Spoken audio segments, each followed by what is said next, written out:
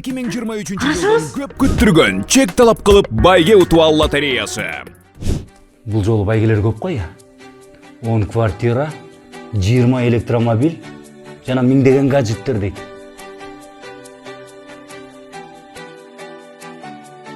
Катышалчы.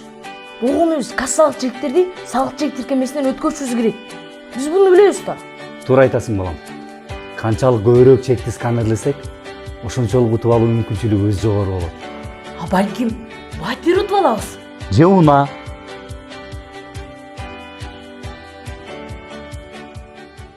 Болгону товар же кызматтарды сатып алууда кассалык чек талап кылуу жана аларды салык чек тиркемесинен сканерлөө керек. Топтолгон ар бир 1000 сомго бир ID билет берилет. Билеттер канчалык көп болсо, утуп алуу мүмкүнчүлүгү ошончолук жогору болот. Бактылуу көз ирмемди өткөрүп жибербеңиз жана салык кызматынын лотереясына катышыңыз.